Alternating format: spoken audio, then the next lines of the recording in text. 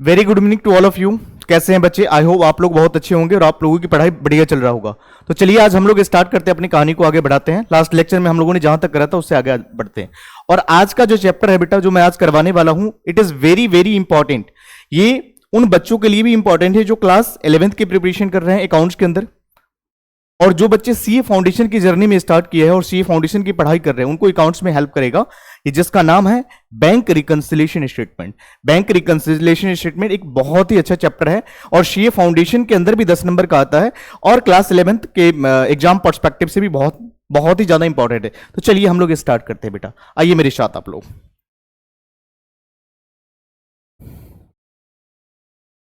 चलिए तो हम लोग जो स्टार्ट करने वाले हैं, जिसका नाम है चैप्टर का बैंक रिकंसिलिएशन।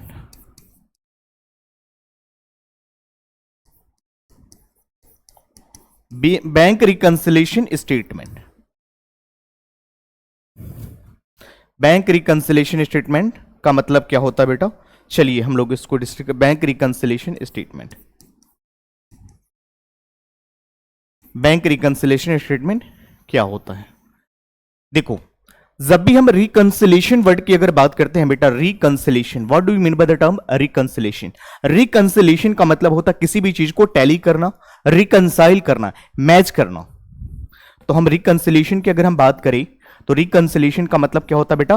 टैली करना, किसी भी चीज को टैली करना, या आप इसको कह सकते हैं रिकंसाइल करना,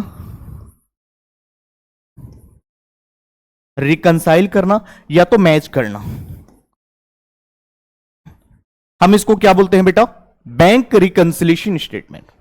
तो बैंक की जब हम बात करते हैं बेटा, तो यहां पर आपको दो चीज ध्यान रखना है। आप दो चीज की बात करेंगे, यहां पर दो चीज आपको देखने को मिलेंगी। एक होगा बेटा कैश बुक, जिसको हम सीबी बोलते हैं, और एक देखेंगे यहां पर पासबुक।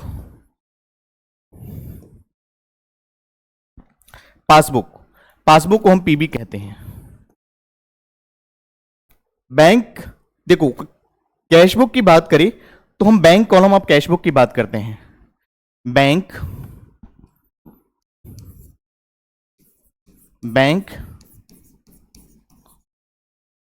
ऑफ कैशबुक, यहां पर हम बात करते हैं बैंक कॉलम ऑफ कैशबुक। और पासबुक को हम कहते हैं बैंक स्टेटमेंट, बैंक स्टेटमेंट। तो जब भी बैंक रिकंसिलिएशन स्टेटमेंट, एक स्टेटमेंट का मतलब एक सीट होता है बेटा, यहां पर हमें क्या करना होता है? बैंक रिकंसिलिएशन स्टेटमेंट के अंदर हमें क्या करना होता है? कैशबुक, यहां पर कैशबुक, कैशबुक की अगर हम बात करें तो बैंक कॉलम ऑफ कैशबुक और पासबुक के बीच में जो भी डिफरेंस है उसको टैली करना पड़ता होता है।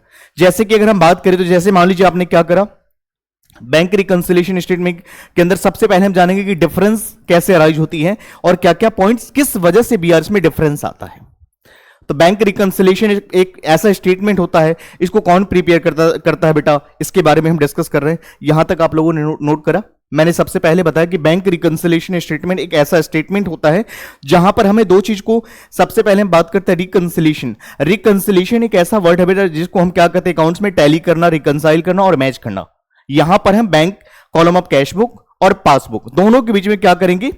जो भी डिफरेंस आएगा, जैसे ही मान लीजिए चेक हमने इशू करा, भाई चेक हमने अगर इशू किया सबसे पहले तुम कहां पर रिकॉर्ड करेंगे? कैशबुक में रिकॉर्ड करेंगे।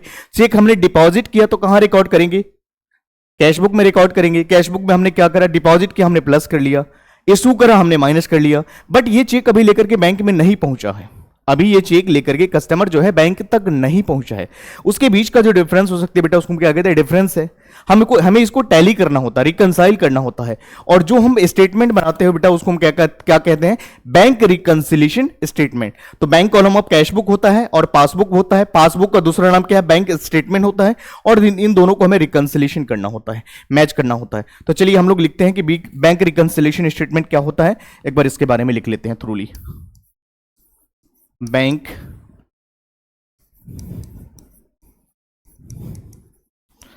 Reconciliation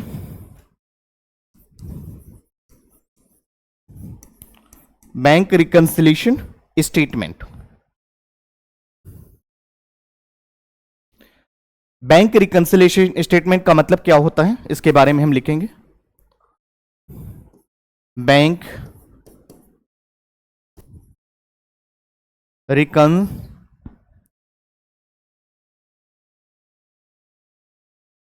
statement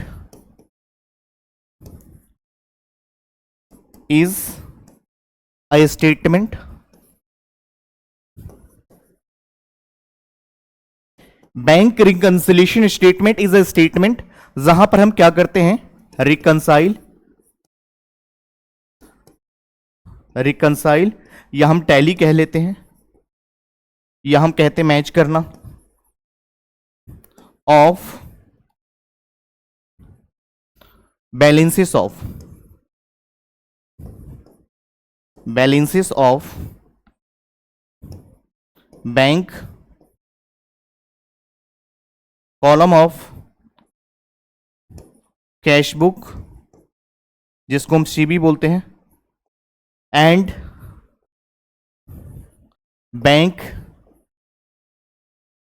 statement that is passbook जिसको हम पीबी बोलते हैं। तो यहां पर सिंपली वर्ड में अगर कहें तो बैंक रिकंसिलिएशन स्टेटमेंट का मतलब क्या होता है, bank reconciliation statement is a statement, ये एक स्टेटमेंट होता है बेटा जहां पर हमें क्या करना होता है, रिकंसाइल करना होता है, टैली करना होता है, मैच करना होता है। तीनों वर्ड का मतलब एक ही होता है, रिकंसिलिएशन कह लो, रिकंसाइल करना, टैली करना और मैच करना। जो भी डिफरेंसेस अराइज होती है उसको हमें क्या करना होता है, मैच करना होता है।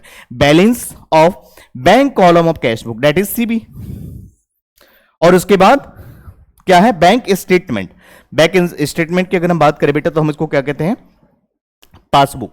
तो यहां पर हमें क्या करना होता है, एक कैश बुक होगा और एक पासबुक होगा गिवन, तो आपको इस तरह से यहां पे क्या करना है, प्रिपेयर करना है। यहां तक की बात क्लियर हो गया, बढ़े आगे।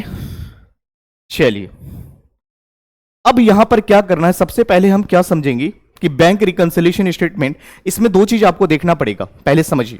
कुछ टर्म्स को हम समझते हैं।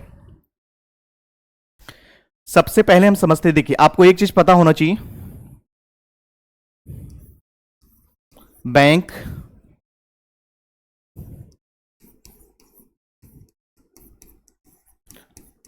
Reconciliation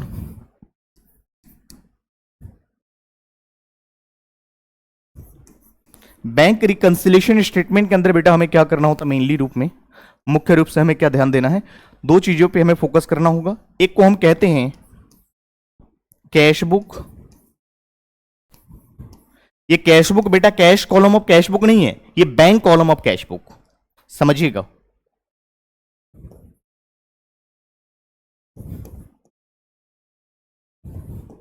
bank column of cash book जिसको हम कहते हैं सीबी, और एक आएगा बेटा पासबुक, पासबुक को हम कहते हैं पीबी, जिसको हम कहते हैं बैंक स्टेटमेंट।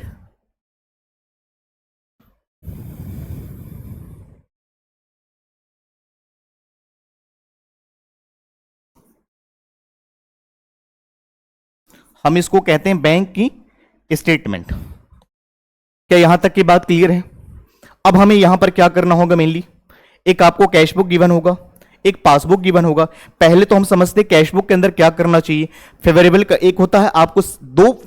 अगर मैं पूरे बैंक रिकंसिलिएशन स्टेटमेंट की अगर बात करूं बेटा, तो यहां पर हमें एक बात का ध्यान रखना है कि एक फेवरेबल कंडीशन होगा और एक ओवरड्राफ्ट के केस होगा। कैसे आप इसके क्वेश्चंस को सॉल्व करना है, दुनिया का कोई सा भी क्वेश्चन उठा करके आप ले 100% सॉल्व होगा, जो ट्रिक्स मैं बताने वाला हूं, तो फोकस रखिएगा आप लोग। यहां पर हम बात करते हैं, एक होता है कैश बुक और एक पासबुक होता है। तो यहां पर हमें सबसे पहले क्या करना होगा, रिकंसिलिएशन करना होगा। चलिए यहां तक आप लोग नोट करो, फिर हम आगे डिस्कस करते हैं। चलिए तो सबसे पहले हम समझते हैं फेवरेबल, कैश बुक का नाम क्या होगा, पासबुक का क्या होगा, क्या क्या वर्ड्स होगा, तो हम समझेंगे सम इंपॉर्टेंट पॉइंट्स।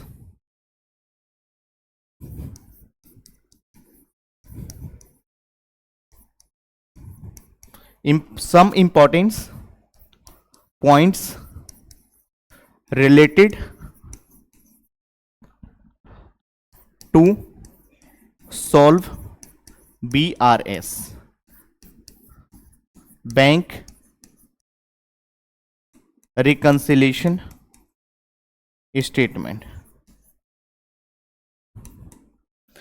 यहां पर हमें कुछ इंपॉर्टेंट पॉइंट को ध्यान रखना है जब हम सॉल्व करते हैं बैंक रिकंसिलिएशन स्टेटमेंट। तो चलिए सबसे पहले हम बात करते हैं आपके क्वेश्चंस में कैसे गिवन होगा पॉइंट्स। तो जब अगर क्वेश्चंस में लिखा हुआ है कि आपको बनाना है क्या है, तो वहां पर अगर दिया हुआ है balance as per cash book,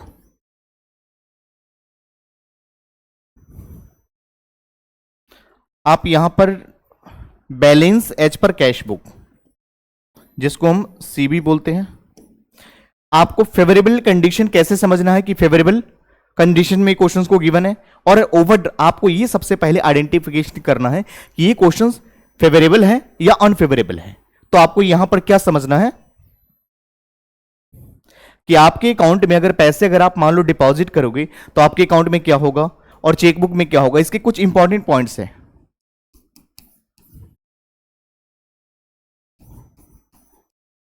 favourable conditions,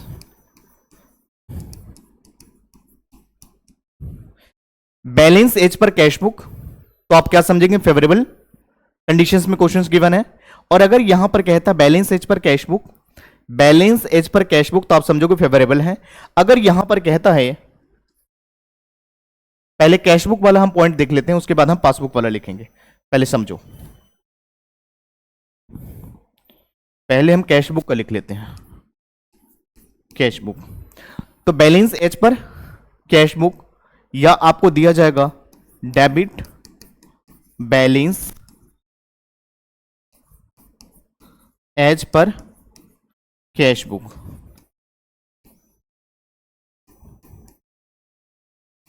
अगर कहता है कि debit balance as per cash book, या कहता है सिंपली साइलेंट है क्वेश्चंस कि balance as per cash book, तो हम समझोगे फेवरेबल कंडीशंस में क्वेश्चंस आपको गिवन है।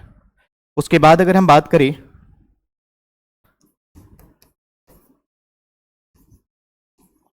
Favourable balance as per cash book, जिसको हम कहते हैं कि सीबी कैश बुक। इस तरह से अगर आपके एग्जामिनेशन में गिवन है अगर क्वेश्चंस, तो आपको ये समझना है कि नॉर्मली जो आपका क्वेश्चन जो होगा ये फेवरेबल कंडीशंस में होता है। यहां पर आपका अकाउंट में अगर बैंक में अगर पहले पैसे अगर जमा करोगे तो आपके पैसे प्लस पॉइंट वाला है। तो यहां पर अगर balance as per cash book की बात करें या डेबिट बैलेंस एज पर अगर क्वेश्चंस में गिवन है, तो आप क्या समझोगे कि फेवरेबल कंडीशंस के बारे में हमें दिया हुआ। ये ओवरड्राफ्ट का केस नहीं है, ये लोन का केस नहीं है, ये नॉर्मल सिचुएशन में नॉर्मली हम क्या करते हैं, कोई चेक अगर इशूड करते हैं, अगर चेक हम इशू करते हैं तो अपने कैश बुक से क्या करते हैं, माइनस करते हैं। और नॉर्मली अगर हम क्या करते हैं, यहां पे अगर हम कोई चेक को अगर हम क्या करते हैं, डिपॉजिट करते हैं, तो अपन में एज अ सीए हमारे जो मतलब ये क्या कहते हैं जो, क्योंकि यहां पर एक बात का ध्यान रखना है, एक पासबुक होता है जब आप बैंक में अकाउंट खुलवाते हो बेटा, जब आप बैंक में अकाउंट खुलवाते हो, पहले क्या हुआ करती थी कि जैसे कोई जरूरी नहीं कि जो व्यक्ति ने जो भी पर्सन अगर मान लीजिए बैंक में अकाउंट खुलवा रखा है कि सारे कॉमर्स वाले स्टूडेंट व्यक्ति हैं, क्या सबने कॉमर्स की पढ़ाई करा हुआ है, ऐसा नहीं है। बहुत सारे लोग हैं जो कोई और भी स्ट्रीम से हैं, उनको दिक्कत होती थी पहले बैंक में जब अकाउंट खुलवाते थे तो उनको पास एक पासबुक मिलती थी, पासबुक में लिखा होता था डेबिट क्रेडिट। तो वहां पर बहुत सारे पर्सन्स को, कस्टमर को बहुत ज्यादा प्रॉब्लम फेस करना पड़ता था कि डेबिट का मतलब क्या होता है और क्रेडिट का मतलब क्या होता है, क्योंकि उन्होंने कॉमर्स की पढ़ाई नहीं करी है। तो बैंक ने चैलेंजेस को फेस करा, तो उन्होंने क्या करा, अब अगर आप बैंक में अकाउंट खुलवाते हो तो वहां पर क्या लिखा होता है आपके पासबुक के अंदर, deposited, withdrawn, reason behind English word है, ताकि ये सभी को इजीली, हर व्यक्ति इसको इजीली तरीके से समझ सके। तो वहां पर इस तरह से उन्होंने लिखा हुआ है ताकि प्रॉब्लम को फेस न करे। तो इसीलिए अगर हम बात करें तो एक होता है बैंक स्टेटमेंट, जब आप अकाउंट खुलवाते हो तो बैंक स्टेटमेंट, एक बैंक आपको एक पासबुक देता है। बैंक में अगर कोई भी पैसे अगर आप डिपॉजिट करते हो या कुछ भी करते हो, या बैंक कोई चार्ज काटता है या कोई इंटरेस्ट आपको रिसीव होती है, तो उसमें एंट्री होती है। तो बैंक स्टेटमेंट कौन बनाता है, पासबुक कौन बनाता है, तो बैंक बनाता है। और अगर कैशबुक की अगर हम बात करें तो कैशबुक जो होता है, cashbook is prepared customer to prepare customer. यहां पर कस्टमर बनाते हैं कि उनके बिजनेस में बहुत सारे ट्रांजेक्शन होते हैं। जैसे मान लो उन्होंने किसी क्लाइंट को चेक काट करके दे दिया, चेक इशू कर दिया, तो सबसे पहले रिकॉर्डिंग कहां पे होगा, कैशबुक में या पासबुक में, तो सबसे पहले रिकॉर्ड करेगा बेटा कैशबुक में। अगर कोई भी क्लाइंट, अगर कोई भी बिजनेसमैन अपने कस्टमर को अगर मान लीजिए चेक काट करके देता है, चेक इशू करता है, तो सबसे पहले रिकॉर्डिंग कहां पर होगा? कैश बुक में होगा।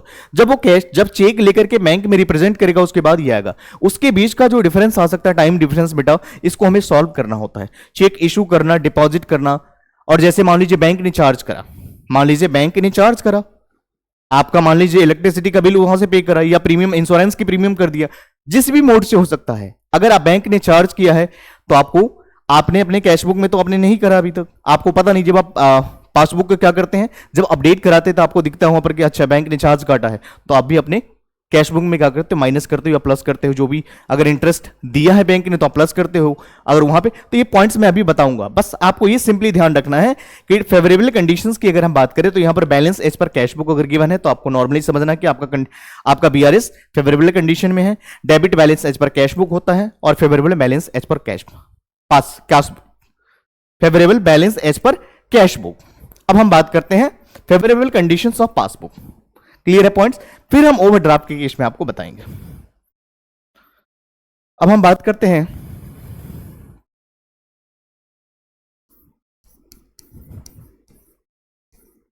Favourable conditions of passbook. मैंने अभी बताया पासबुक को हम कहते हैं बैंक स्टेटमेंट, क्योंकि इसको बैंक प्रिपेयर करता है। क्लियर है पॉइंट्स? तो चलिए हम यहां पर बात करते हैं क्या होगा।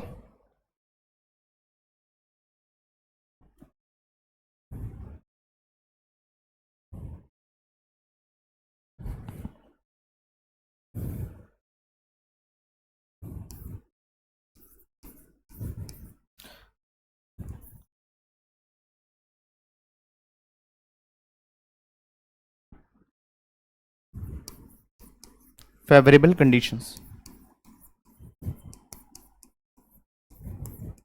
फेवरेबल कंडीशंस ऑफ पासबुक, जिसको हम पीबी बोलते हैं। पीबी का दूसरा नाम क्या है? Bank statement.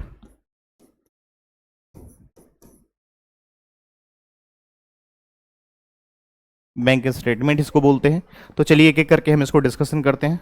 सबसे पहला क्या होगा आपका क्वेश्चन में गिवन होगा? Credit balance, balance as per passbook.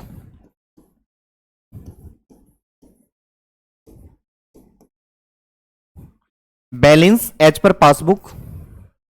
Second, credit balance as per passbook. क्योंकि नॉर्मली क्या होता है, जब अगर अपने पैसे को कस्टमर, जब एज ए कस्टमर अगर अपने पैसे को लेकर के बैंक में डिपॉजिट करता है तो आपके पासबुक में अमाउंट क्रेडिट होता है, और जब आपके पासबुक में अमाउंट क्रेडिट होती है तो आपके कैशबुक में क्या होगा बेटा? डेबिट होगा। ये दोनों प्लस वाले आइटम है। अगर आप पैसे अगर जमा करते हो बैंक में तो आपका पैसा को क्या करता है? क्रेडिट करते हैं, बैंकर आपके पैसे को क्रेडिट करते हैं। सिमिलरली आप अपने कैशबुक में क्या करते हो? उसको डेबिट करते हो। ये दोनों प्लस पॉइंट है। तो बैलेंस एज पर पासबुक या credit balance as per passbook, या थर्ड पॉइंट में क्या होगा? Favourable, favourable balance, favourable balance as per, favourable balance as per passbook. अगर ये केसेस अगर गिवन है बेटा तो हमें क्या मान करके चलना है कि हमारे अमाउंट क्या हो रहे हैं? प्लस हो रहे हैं। बैंक में नॉर्मली अगर आप पैसा जमा करते हैं तो आपकी पासबुक में अमाउंट क्रेडिट होती है और आपके कैशबुक में अमाउंट क्या होता है? डेबिट में दिखना चाहिए। इट मींस कि आपके अकाउंट में पैसा प्लस हुआ है। यहां तक के पॉइंट्स क्लियर है? चलिए यहां पर हम क्या करते हैं बेटा? ये प्लस वाले आइटम है। ये क्या है? प्लस वाले आइटम है। तो आपके एग्जाम में क्वेश्चंस अगर गिवन हो कि balance as per cashbook is a starting point, क्योंकि एक स्टार्टिंग पॉइंट होगा और एक एंड पॉइंट होगा। क्या यहां तक की बात समझ में आ गया? एक स्टार्टिंग पॉइंट गिवन होगा, मैं आपको यहां से समझाता हूं। एक आपको क्वेश्चंस में देखो, balance as per cash book given हो, ये debit balance as per cash book हो, या favourable balance as per cash book, यानी ये आपको ये समझना है आपके अकाउंट में पैसे प्लस हुआ है, आपका पैसा जमा हुआ है। समझ गए? नॉर्मली अगर आप क्या करते हैं, चेक को अगर इशू करते हैं तो आप अपने अकाउंट में क्या करते हैं, माइनस करते हैं, और अगर डिपॉजिट करते हैं तो आप क्या करते हैं, नॉर्मली प्लस करते हैं। क्या यहां तक के बात क्लियर है? चलिए आगे हम बात करते हैं यहां पे प्लस वाले। अगर नॉर्मली ये लिखा है कि बैलेंस एज पर पासबुक, तो आपको ये समझना आपका अकाउंट में पैसे ऐड हो रहा, credit balance as per passbook.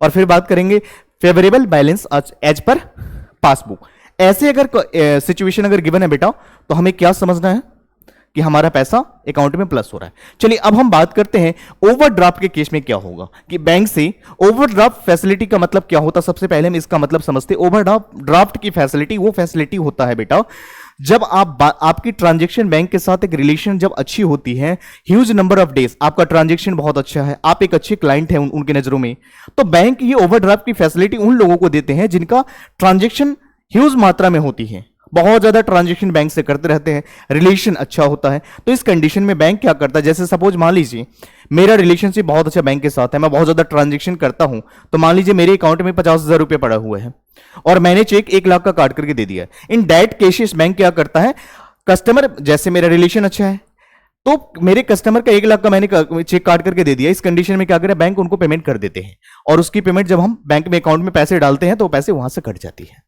तो बैंक ओवरड्राफ्ट की फैसिलिटी ऐसे ही किसी को नहीं देते हैं। पूरे साल में आपने ट्रांजैक्शन नहीं किया, बैंक के साथ आपका रिलेशन अच्छा नहीं है, तो कैसे आपका ये हो पाएगा पॉसिबल। तो बैंक की ओवरड्राफ्ट की फैसिलिटी क्या होता है, जब आपके अकाउंट में पैसे कम होती हैं और उससे ज्यादा अगर आप चेक काट करके देते हो, एंड दैट सिचुएशन, उस सिचुएशन में बैंक आपको फैसिलिटी देती है। मैंने पहले ही बताया कि इस कंडीशन में क्या होता है, बैंक के साथ आपका ह्यूज नंबर ऑफ ट्रांजेक्शन होनी चाहिए। क्लियर है पॉइंट्स? चलिए तो आप ओवरड्राफ्ट की फैसिलिटी की हम बात करते हैं बेटा। चलिए अब हम बात करते हैं ओवरड्राफ्ट।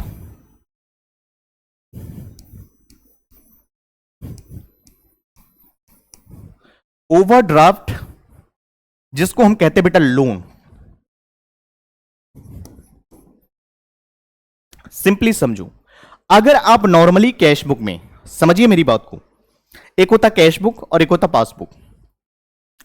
नॉर्मली क्या होता है, जब एक कस्टमर, अगर मैंने मान लीजिए मैंने एक चेक काटा, मैंने चेक इशू करा, तो हम सबसे पहले रिकॉर्डिंग कहां पे करेंगे, कैश बुक में करेंगे, ऑब्वियस बात है। तो यहां पर हम माइनस करते हैं, और चेक को अगर डिपॉजिट करते हैं तो हम क्या करते हैं, प्लस करते हैं। क्लियर है पॉइंट्स? बट लोन की अगर हम बात करें, ओवरड्राफ्ट के केस में क्या होता है बेटा, जस्ट रिवर्स हो जाता है।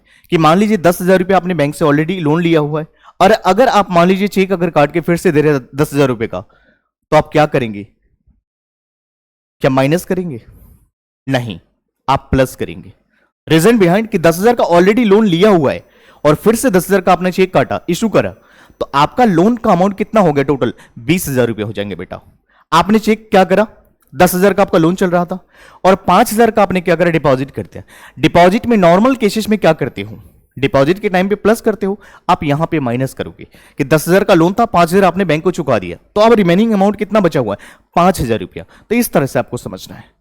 तो ओवरड्राफ्ट का मतलब होता है लोन की फैसिलिटी बेटा। तो समझते हैं कि कौन सा आपके कैसे पॉइंट्स अगर गिवन होगा तो आपको ये आइडेंटिफाई करना है कि फेवरेबल कंडीशंस है या अनफेवरेबल। अनफेवरेबल, क्लियर है पॉइंट्स? चलिए तो हम सबसे पहले यहां पर लिखेंगे नंबर 1 पॉइंट पे,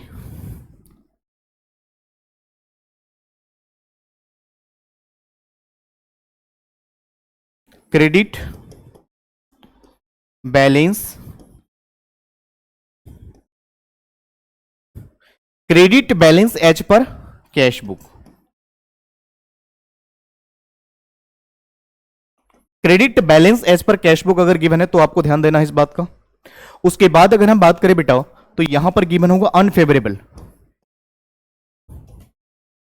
unfavourable balance as per cash book. तो आपको क्या समझना है बेटा कि आप इस सिचुएशन में क्या चल रहे हैं, लोन वाली सिचुएशन में चल रहे हैं, जिस कंडीशन में आपका पैसा अकाउंट में क्या है, लोन में चल रहा है। तो यहां पर क्या करना है, क्रेडिट बैलेंस एज पर, अगर आपका क्वेश्चंस में गिवन है कि credit balance as per cash book, तो आप समझ जाइएगा कि बेटा आपका क्या है, अकाउंट अभी लोन में चल रहा है। अगर लिखा है unfavourable balance as per cash book, तो आप क्या करेंगे, आप ये समझेंगे कि हमारा अभी जो अमाउंट जो है, हमारा अभी ट्रांजेक्शन जो है अभी लोन में चल रहा है। मैं हर उन बात को ध्यान में रखते हुए आपको बता रहा हूं बेटा कि बैंक रिकंसिलिएशन स्टेटमेंट का कोई भी दुनिया का क्वेश्चन आप ला करके कर सकते हैं। मैं हर वो पॉइंट्स को आपके सामने निचोड़ करके मैं दिखाता हूं ताकि आपको बीआरएस से रिलेटेड एक भी डाउट्स ना रहे, क्योंकि अगर प्रोसेस आपको आ गया, कॉन्सेप्ट अगर समझ में आ गया, तो जितना मर्जी आप क्वेश्चंस की प्रैक्टिस कर लिए बेटा, दिक्कत नहीं आएगा। ये मैं गारंटी के साथ कह सकता हूं। बैंक रिकंसिलिएशन स्टेटमेंट की अगर बात करें तो बहुत बेहतर तरीके से हर बच्चों को ये समझ में आएगा।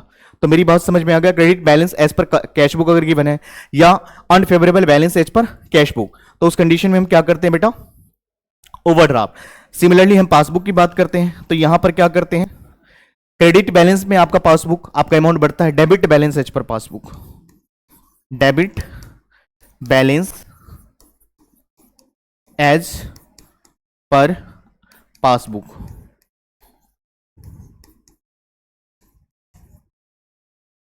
और उसके बाद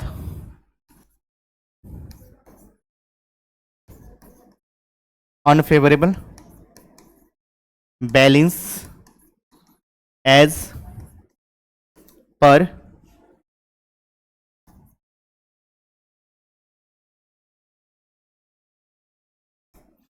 इन दोनों ही सिचुएशन में आपके पैसे क्या हो रहा है, माइनस में है। आपका बैंक क्या चल रहा है, स्टेटमेंट, बैंक अभी आपका ट्रांजैक्शन क्या है, नेगेटिव में है, यानी आप लोन के सिचुएशन में जी रहे हैं।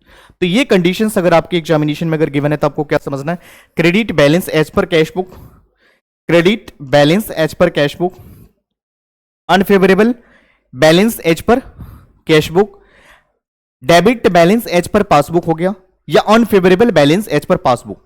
अगर इस तरह से आपके एग्जामिनेशन में क्वेश्चंस गिवन है बेटा, तो आपको क्या समझना, आपको लोन। तो दो ही सिचुएशन आएगा आपके सामने। चलो, आपके पास एक कंडीशन में होगा, चाहे हम बात करें कैश बुक, यहां बात करें पासबुक,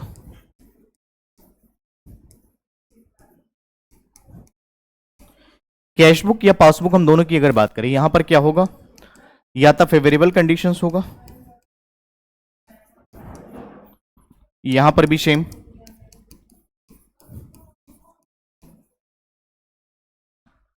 या तो फेवरेबल होगा, या तो क्या होगा यहां पे अनफेवरेबल।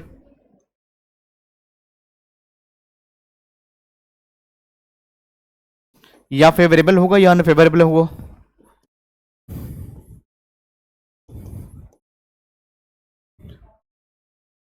या फेवरेबल होगा या अनफेवरेबल होगा। इन दोनों ही सिचुएशन में आपको ध्यान देना है। जब फेवरेबल होगा तो आपके अमाउंट क्या हो जाएंगे बेटा, प्लस हो जाएंगे, यहां पर भी प्लस होंगे और यहां पर भी प्लस होंगे। जब अनफेवरेबल की बात करें बेटा, तो यहां पर क्या हो जाएगा, आपका अमाउंट माइनस में हो जाएगा, तो यहां पर भी माइनस में हो जाएगा। ये दोनों चीज की अगर हम बात करें बेटा,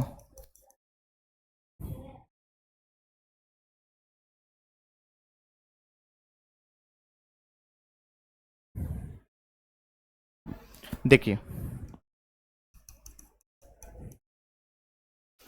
ये प्लस वाला आइटम और ये प्लस वाला आइटम दोनों एक साथ होगा फेवरेबल के कंडीशन में। जब आपका क्या क्वेश्चन में गिवन होगा कि debit balance as per cash book, तो आपके यहां पर क्या हो जाएगा, क्रेडिट हो जाएगा।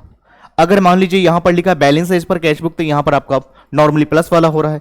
और जब हम बात करते हैं बेटा यहां पर माइनस वाले कॉलम की, तो इस बात का बहुत ध्यान रखना है, क्योंकि आपके बैंक रिकंसिलिएशन स्टेटमेंट के अंदर जब प्रिपेयर करते हो, तो आपके ये जो टर्म्स है, जो कॉन्सेप्ट है, वो क्लियर होना चाहिए। बच्चों को बहुत ज्यादा दिक्कत रहता है जब ट्रांजेक्शन को पढ़ता है, जब उसमें लाइन को पढ़ता है तो उसको पढ़ने में दिक्कत होती है। ये पॉइंट्स आपको क्लियर होना चाहिए जिससे कि आपका बीआरएस से रिलेटेड कंफ्यूजन ना हो आपके माइंड में। तो यहां पर प्लस वाले आइटम प्लस होंगे और यहां पर माइनस वाले आइटम जो है बेटा, हम उसको क्या करते हैं, माइनस करते हैं।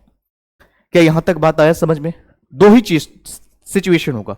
अगर अनफेवरेबल है बेटा, हम इसको कहते हैं लोन, जिसको हम कहते हैं ओवरड्राफ्ट।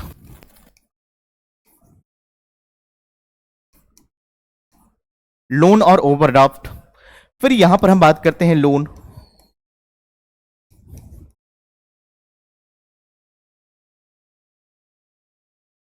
ये ओवरड्राफ्ट का केस चल रहा है। और ये वाला कौन होता है, जिस कंडीशन में आपका अमाउंट क्या होता है बैंक में, प्लस होता है। क्या यहां तक का डिफरेंस आपको क्लियर हो गया? बैंक रिकंसिलिएशन में स्टेटमेंट से रिलेटेड। बैंक स्टेटमेंट की अगर बात करें तो बैंक का पासबुक कौन प्रिपेयर करता है? बैंकर करता है। और कैश बुक की अगर हम बात करें तो कैश बुक कौन बनाता है? क्लाइंट बनाता है, कस्टमर अपने लिए बनाता है, ताकि कोई भी ट्रांजेक्शन हो तो उनके पास रिकॉर्ड हो। और डिफरेंस क्यों आता है कि मान लीजिए कोई चेक हमने इशू करा, चेक हम इशू करते थे सबसे पहले ट्रांजेक्शन कैश बुक में आएगा, बट वो चेक लेकर के अभी मान लो कस्टमर मेरा बैंक में नहीं गया है, उसके बीच का जो अगर मान लीजिए हमारे सीए ने फोन करा बैंक को कि हमारे क्लाइंट का बताओ क्या ट्रांजेक्शन है, तो उन्होंने बताया इतना और यहां पर कुछ और आ रहा है, तो इसके बीच को जो डिफरेंस है ना बेटा, जैसे हमने चेक इशू करा, मान लीजिए हमारे अकाउंट में, पहले यहां तक आपने नोट कर लिया, ये कैश बुक होगा, एक पासबुक होगा, एक फेवरेबल होगा, फेवरेबल का मतलब प्लस वाले आइटम यहां भी प्लस होना चाहिए, माइनस वाले आइटम यहां भी माइनस होना चाहिए। क्या यहां तक के पॉइंट्स क्लियर है?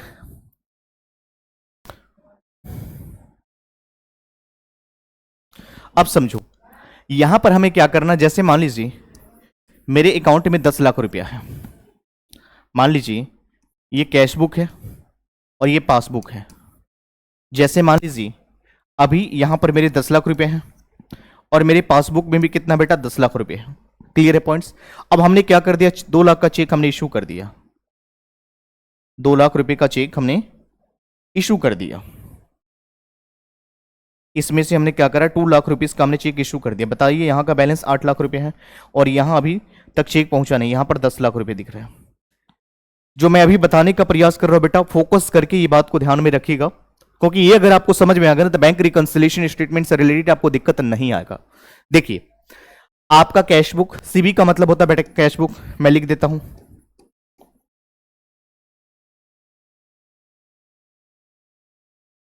और ये क्या है बेटा, पासबुक, जिसको हम कहते हैं पासबुक। देखो आपने सबसे पहले क्या करा बेटा, चेक को इशू करा,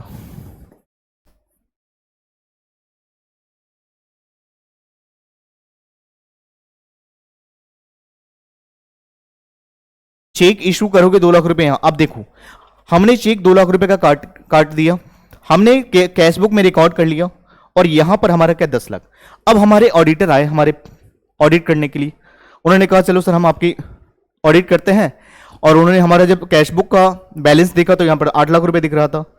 बैंक को फोन करा, बोला कि मेरे क्लाइंट का बताइए आप क्या अमाउंट क्या शो कर रहा है, तो यहां पे 10 लाख। तो बताओ जब तक कैश हमने चेक हमने इशू करा यहां पर माइनस कर लिया, बट यहां पर अभी तक माइनस हुआ ही नहीं, क्योंकि चेक लेकर के जब जाएंगे बैंक में प्रेजेंट होगा उसके बाद ही तो हम कर सकते हैं। तो इनके बीच का जो डिफरेंस है बेटा, हम उसको क्या कहते हैं, हमें टैली करना होता है। हमें क्या करना होता है, इसको मैच करना होता है, इसको हमें रिकंसाइल करना होता है। इसको क्या करना होता है, टैली करना, रिकंसाइल करना और मैच करना, रिकंसाइल।